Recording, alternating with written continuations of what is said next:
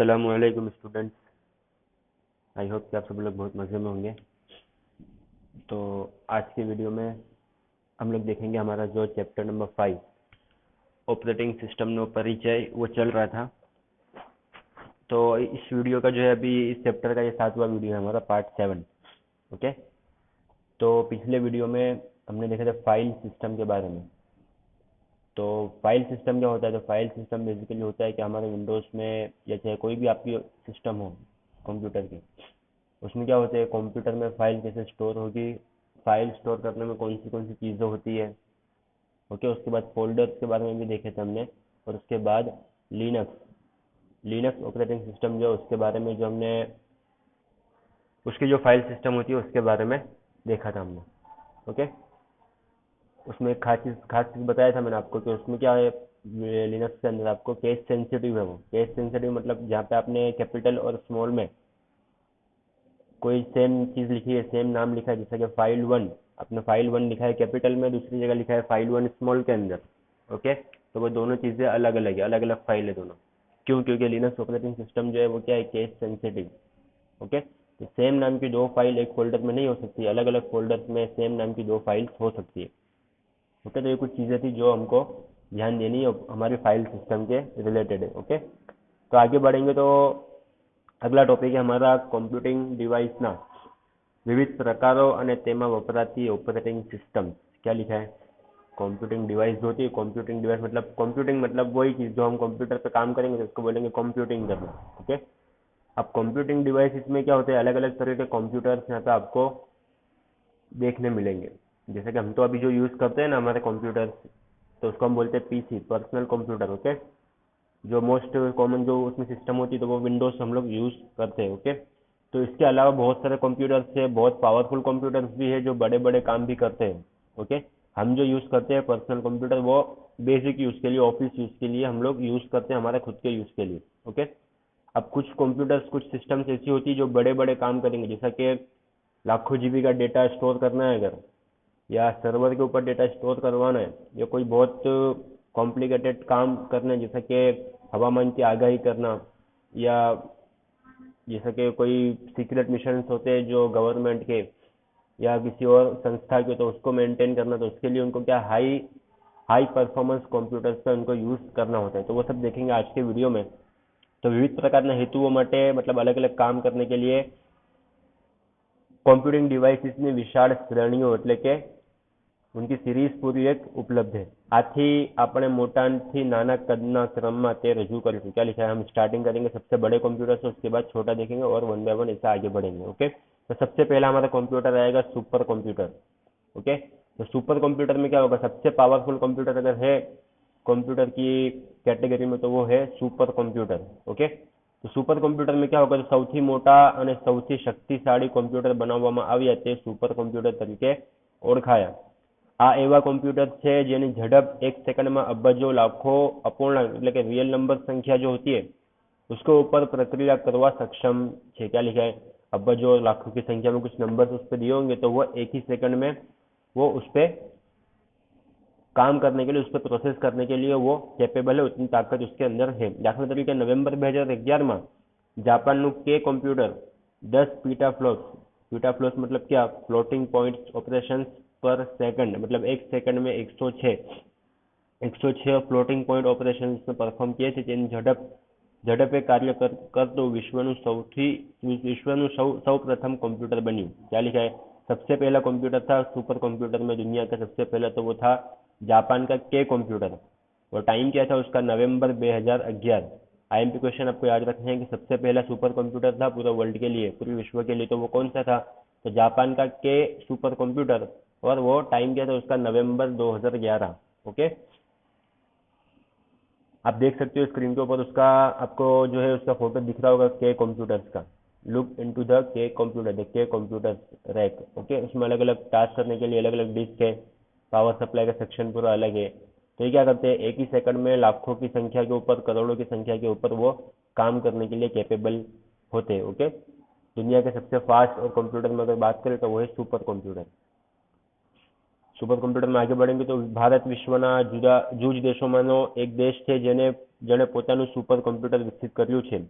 Okay, India ने भी बनाए अपने सुपर कंप्यूटर। अब इनका यूज क्या होता है, तो आवा कंप्यूटर हवामान की आगाही, अणुशक्ति परीक्षण अनुकरण, मतलब जो न्यूक्लियर पावर प्लांट होते हैं ना, ओके, जैसे कि बॉम्ब बनाना, न्यूक्लियर बॉम्ब, उसके लिए जो निरीक्षण करने होते हैं, परीक्षण, उसकी ટેસ્ટિંગ, उसके लिए પરમાણુ મોડેલિંગ વગેરે જેવી જગતની કેટલીક જટિલ અને ગણતરી સઘન સમસ્યાઓ માટે તે વપરાય છે.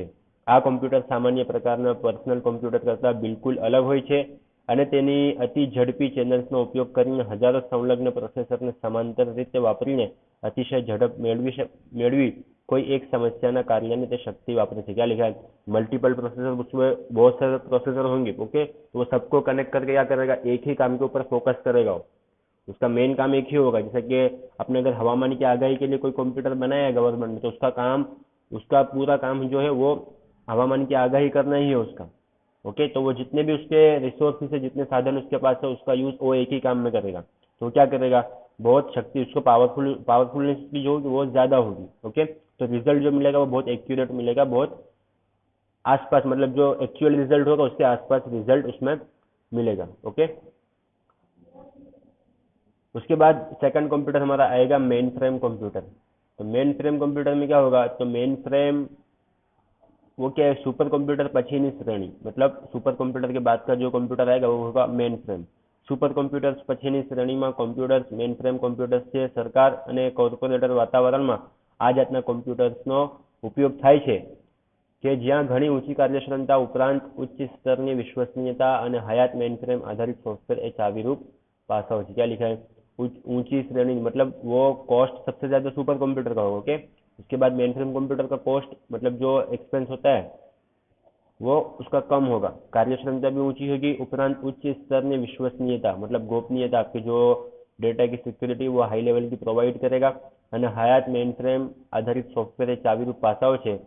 ઘણા ઊંચા સ્તરની વિશ્વસનીયતા અને ઉપલબ્ધતા પ્રાપ્ત કરવા માટે મશીનની લગભગ દરેક ભાગ માટે વધારાના અને અનેક ઘટકો પ્રબંધ કરવામાં આવે છે. क्या लिखा है, अब विश्वसनीयता अगर आपको लेनी है, सिक्योरिटी लेनी है अगर, तो आपको क्या उसमें क्या होता है, मेन फ्रेम कंप्यूटर में, मेन फ्रेम कंप्यूटर के अंदर एक चीज के लिए उसके साथ साथ दूसरे 2-3 उसको ऑप्शन मिल जाएंगे कि अगर एक चीज बंद हो गई तो सामने उसका सेकंड ऑप्शन है जो तुरंत वो काम लेने के लिए रेडी है. ओके, तो वही लिखा है यहाँ पे कि મશીનની લગભગ દરેક ભાગ માટે વધારાના અનેક ઘટકોનો પ્રબંધ કરવામાં આવે છે, જેથી જો કોઈ ઘટક કામ કરતું બંધ થાય તો બીજું તદ્દન એના જેવું જ ઘટક તેના કાર્યની જવાબદારી લઈ લે છે અને કમ્પ્યુટર કોઈ પણ પ્રકારના નડતર વિના સતત કાર્ય करतु रहे थे. क्या लिखा है, अगर किसी कंपोनेंट में, किसी पार्ट में कंप्यूटर की प्रॉब्लम आई तो वो काम करना बंद नहीं करेगा, बल्कि क्या होगा, उस पार्ट के ऑप्शन में दूसरा पार्ट होगा जो उस पार्ट का काम अपने ऊपर ले लेगा. ओके, मतलब क्या होगा, यहाँ पे काम नहीं अटकेगा, काम तो चलता रहेगा, बट क्या होगा, वहां पे जो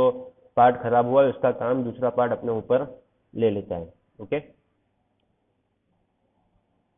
छेक सीपीयू થી માંડીને નીચે પાવર સપ્લાય અને કુલિંગ फैन सुधी प्रतिकृतियों એટલે કે દ્વિ आवृत्ति કરવામાં આવે છે. हर एक के लिए दूसरा ऑप्शन आपको मिलेगा, सीपीयू से लेकर चाहे आपका कूलिंग फैन हो या पावर सप्लाई हो, सबके लिए सेकंड ऑप्शन आपको वहाँ पे अवेलेबल मिल जाएगा. आप स्क्रीन पे देख सकते हो.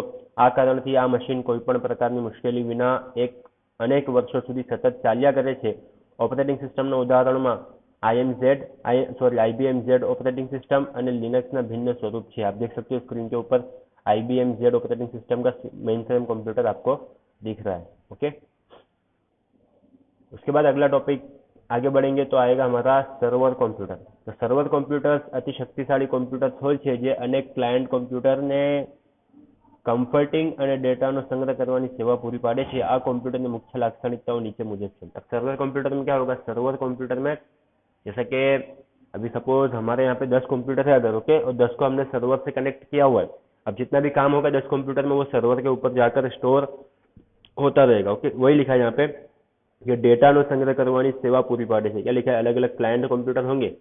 अब एक सर्वर कंप्यूटर एक ही होगा. ओके, अब उससे जितने कनेक्टेड कंप्यूटर है उसको बोलेंगे क्लाइंट कंप्यूटर. तो क्लाइंट कंप्यूटर जो होगा उसमें जितना काम होगा वो स्टोर कहाँ पे होगा, सर्वर कंप्यूटर के ऊपर. तो वहाँ पे अलग अलग कंफर्टिंग की फैसिलिटी मिलेगी और डेटा को स्टोर करने की सेवा भी वहाँ पे मिलेगी. अब ये कंप्यूटर कौन से काम करेंगे, लाक्षणिकता क्या है उसकी, तो वो नीचे देख सकते हो आप. सबसे पहले है कार्य क्षमता. ओके, मतलब काम करने में टॉप क्वालिटी का काम आपको यहाँ पे, या चाहे आपकी डेटा की सिक्योरिटी हो या कंफर्टिंग हो, डेटा एक्सेस हो आपका, तो वो सब आप क्या कर सकते हो, टॉप लेवल का आपको सिक्योरिटी मिलेगी। उसके बाद विश्वसनीयता, आपका जो डेटा है वो સિક્યોર रहेगा। હયાત સોફ્ટવેર સાથેની સુસંગતતા તેમજ સ્કેલેબિલિટી અને આખું કોમ્પ્યુટર બદલવા કરતાં જરૂરિયાત પ્રમાણે ઘટકો ઉમેરીને તેની કાર્યક્ષમતામાં વાર્ષિક રીતે એટલે કે ઇન્ક્રીમેન્ટલી વધારો કરવાની ક્ષમતા। આ કોમ્પ્યુટર સામાન્ય રીતે યુનિક્સ अथवा लिनक्स ऑपरेटिंग सिस्टम વધારે વાપરે છે। क्या लिखा है, अगर ज़्यादा इसका यूज़ होता होगा तो वो होता है कंप्यूटर जो यूनिक्स के या लिनक्स के ऊपर काम करते हो। विंडोज़ में भी होता है बट ज़्यादा जो होता है यूज़ वो होता है यूनिक्स और लिनक्स के लिए। ओके, उसके बाद है हाई एंड वर्क स्टेशन।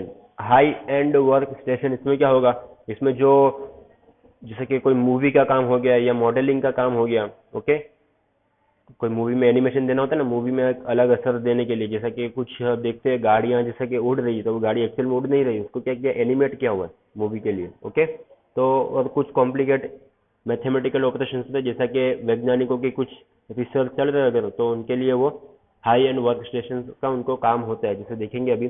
तो वैज्ञानिक गणતરીઓની જરૂરિયાતવાળા તેમજ મલ્ટીમીડિયા વિનિયોગમાં હાઈ એન્ડ વર્ક સ્ટેશન ઉપયોગ થાય છે। अब इसका यूज कहाँ पे होगा, तो जेमा मूवी में विशिष्ट असरों आपी, एनिमेशन वाला मूवी मतलब कार्टून। ओके, एनिमेशन वाला मूवी बनावा, 3D modelling, computer aided design CAD, computer aided manufacturing CAM वगैरह विनियोगનો સમાવેશ થાય છે। આ બધા કાર્યોમાં ખૂબ ઊંચા પ્રકારના ગ્રાફિક્સની કામગીરી તેમજ પુષ્કળ પ્રમાણમાં ઉપલબ્ધ સાધનો कौन से પ્રોસેસિંગ પાવર, મેમરી ડિસ્કની જગ્યા, નેટવર્કની બેન્ડવિડ્થ मतलब नेट की स्पीड। ओके, આ અસરકારક સંચાલનની જરૂર રહે છે। અહીં પણ યુનિક્સ, लिनक्स અને विंडोज ऑपरेटिंग सिस्टम वपराय છે। क्या लिखा है यहाँ पे भी आपको अलग अलग जैसे कि उपलब्ध साधन है, जैसे कि प्रोसेसिंग पावर, मेमोरी, डिस्क की जो स्पेस है वो, नेट की स्पीड जो है इंटरनेट की, उसका संचालनની જરૂર રહે છે। અહીં પણ યુનિક્સ, लिनक्स तथा विंडोज ऑपरेटिंग सिस्टम પણ वपराय છે। ओके, उसके बाद पर्सनल कंप्यूटर, आज का लास्ट टॉपिक है हमारा पर्सनल कंप्यूटर। पर्सनल कंप्यूटर मतलब पीसी, जिसको हम शॉर्ट में कहेंगे। ओके, पीसी मतलब जहाँ पे हम लोग अपने खुद के यूज के लिए, ऑफिस यूज के लिए हम लोग जो यूज करते हैं तो उसको बोलते हैं हम लोग पीसी। ओके, जैसे कि हमारे लैब में जो कंप्यूटर है वो भी पीसी कंप्यूटर है। तो पीसी कंप्यूटर में क्या होगा, तो वो देखेंगे अभी कि આપણે જે પ્રકારના કોમ્પ્યુટરની પરિચિત છે એ પર્સનલ કોમ્પ્યુટર છે। हम जो कंप्यूटर का यूज करते हैं वो कौन से, पीसी, पर्सनल कंप्यूटर। આ કમ્પ્યુટર્સ વિવિધ પ્રકારના વપરાશની વિશાળ રેન્જ તેમજ જુદી જુદી આવડત ધરાવતા ઉપયોગકર્તાને માટે પણ एक सामान्य मंच पूरा पाड़े। यहाँ पे इंटरफेस जो होगा वो सबके लिए कॉमन होगा। ओके, अब विंडोज में अलग अलग आपको वर्जन्स मिलेंगे, Windows 7, Windows 8, Windows 10। Okay, but जो उनका इंटरफेस जो है, अगर आप किसी विंडोज 7 यूजर को आप विंडोज 10 पे बिठाओगे तो वो कंफ्यूज नहीं होगा उसमें कि इसके ये क्या मतलब कौन सी सिस्टम पे बिठा दिया है मुझे। ओके, तो वहाँ पे क्या होगा, यूजर इंटरफेस जो है वो कॉमन रहेगा। थोड़ा बहुत मतलब वर्जन के हिसाब से थोड़ा बहुत उसमें इंटरफेस में चेंजेस आएंगे, बट विंडोज 7 का यूजर जो है वो विंडोज 10 को भी यूज कर पाएगा। सामान्य मंच पूरो पाड़े છે, वही लिखा है। अनेक व्यक्तियों માટે તેનું મૈત્રીપૂર્ણ વલણ એટલે વही યુઝર ફ્રેન્ડલીનેસ ખૂબ અગત્યની બાબત છે। ત્યાર પછીની બાબત હાલમાં Microsoft Windows operating system OS X मतलब जो एप्पल की मैक OS है वो, और लिनक्स ऑपरेटिंग सिस्टम वपराय છે। આ ત્રણે ऑपरेटिंग सिस्टम सुंदर ग्राफिकल यूजर इंटरफेस पूरा पाड़े છે। ओके, क्या लिखा है, ग्राफिकल यूजर इंटरफेस GUI। अब इंटरफेस जो होते हैं कंप्यूटर में वो दो तरह के होते हैं। ओके, पहले भी बताया था मैंने, एक होता है CUI। ओके, और उसके बाद दूसरा होता है GUI। CUI मतलब कैरेक्टर यूजर इंटरफेस। ओके, उसमें क्या होता था, उसमें माउस नहीं होता था आपका, आपको जो भी काम करना है वो आपको कीबोर्ड से कमांड देकर ही आप वो काम कर सकते हो। ओके, तो उसके लिए हर चीज के लिए आपका एक कमांड होगा। अब आपको वो कमांड याद रखने होंगे। जैसे कि कोई एप्लीकेशन आपको स्टार्ट करनी है तो उसके लिए कमांड देना होगा, एप्लीकेशन को क्लोज करना है तो उसके लिए कमांड देना होगा। अभी यहाँ पे क्या होता है, विंडोज में जो GUI है, ग्राफिकल यूजर इंटरफेस, उसमें क्या होगा, उसमें आपको माउस का यूज करके आप एप्लीकेशन क्लोज कर सकते हो, एप्लीकेशन स्टार्ट कर सकते हो। ओके, तो ये सब काम GUI में आप माउस के थ्रू कर सकते हो, CUI में माउस नहीं होगा। जैसे आपने कभी मूवी में देखा होगा कि कोई कंप्यूटर स्क्रीन होती है, उसमें क्या पूरा बैकग्राउंड में ब्लैक होता है और व्हाइट कलर के फॉन्ट में कुछ लिखा हुआ होता है, तो वो होते हैं CUI उनके, कि जिसमें क्या होगा, कैरेक्टर यूजर इंटरफेस, जिसमें माउस का यूज नहीं होगा। उसमें जो भी चीज आपको करनी है, जो भी काम आपको करने हैं, वो सब आपको कीबोर्ड से कमांड देकर ही आपको करने होते हैं। ओके, तो जो विंडोज है, हमारी मैक है या तो फिर लिनक्स है, वो सब क्या है, GUI के एग्जाम्पल्स है। ओके, तो आज के वीडियो में इतना ही। ये वीडियो देखने के बाद आपको ऑनलाइन टेस्ट देनी है, जिसकी लिंक आपके व्हाट्सएप ग्रुप में आपको मिल जाएगी। ओके, मिलते हैं अगले वीडियो में।